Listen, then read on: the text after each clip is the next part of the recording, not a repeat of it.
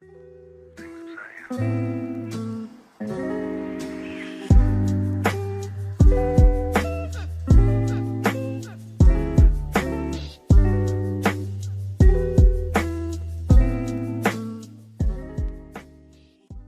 going on, everyone? Today I've got a bunch of new 1v1 star tricks for you guys. I'm going to be doing this video with help from one of my best friends, Beats, whose clips you're seeing in the background right now. This is just a preview of a video he uploaded today, which is just full of a bunch of new ideas that are insane. Some of them are beyond me, so check him out. He is a phenomenal player and has been my duo partner in competitive for about a year now, so check out the video. I promise you, you will not be disappointed. It'll be the first link in the description. Keep in mind, we found all of these tricks, and the ones that I voiced over are the ones I found, and the ones that Beats voices over are the ones he found. As always, if you've seen somebody do this before us, just reply with a clip or a link, and we're happy to give that person credit. Also, if you like to start your 1v1s by 90 racing halfway to sky limit, this probably isn't going to apply to you.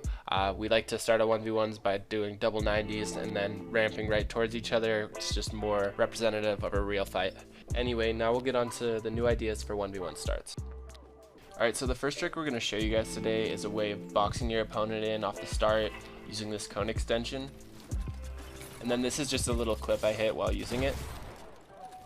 So to break that down for you guys, you're just going to want to place a pyramid, edit the back two tiles, then you'll wrap around pyramids over top and catch yourself with two walls and a stair. The reason this works so well is because when you place this edited pyramid and the pyramid over top, if your enemy is ramping up at it, they're going to be forced to 90 here. And by the time that they've done that, you've already wrapped around with the pyramids, like you'll see in just a second.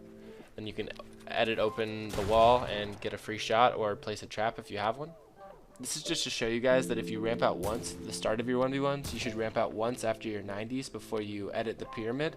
And then if you ramp out twice at the start of your 1v1s, you should ramp out twice after your 90s. This move is surprisingly consistent, but you're not going to get your opponent in the box every time that you do this. So here's some options to keep your speed up and transition in the case that you don't trap your opponent. Once you become comfortable with this trick, it is something you could pull off in the middle of a fight or in pubs or whatever, but it's going to require you to be really good at reading your opponent as well as being in a specific situation. Alright, so the next trick we're going to show you guys is how to easily ramp over your opponents off the start. It's pretty simple. All you need to do is get a double ramp off of your second 90. Now what that does, if I show you the enemy's point of view, the ramp over your head will completely block your opponent from being able to ramp over you. So the fastest way that I've found to do this is you just run to the top of your ramp on your second 90. You place two floors and a ramp in front of you. Then you look straight up to get the ramp behind you. And then you need to look back down to get the ramps over your opponent. Now one thing you want to be careful of is flooring yourself by placing the floor for your double ramp too early. So just always make sure that you're running to the top of your ramp before placing it. Also, even if your 90s aren't the fastest, this will still work. Because as you can see, you can place the ramp that blocks your opponent a lot sooner than he can place his ramp over you. This next trick uses a technique of 180ing, which allows you to ramp over an opponent who's doing double 90 starts.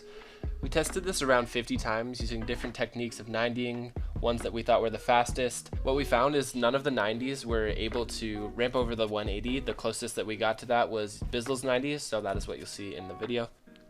To break this down for you, you're going to want to run about halfway up your ramp where you see your edit keybind. From there, you'll turn around 180 as quick as possible, place two walls, a floor, and a stair, and that'll end up being really fast because it phases you up onto the top of your ramp and you're jumping from pretty low down on your ramp. So I think that is what makes the difference in being able to ramp over the 90s. Keep in mind that this is only going to work if you ramp out once at the start of your 1v1s. When you ramp out twice, there's a different offset in where the ramps line up, and the 90s will end up beating the 180s in that case. Alright, so this next strat is going to be a really easy and unexpected way to cone your opponents.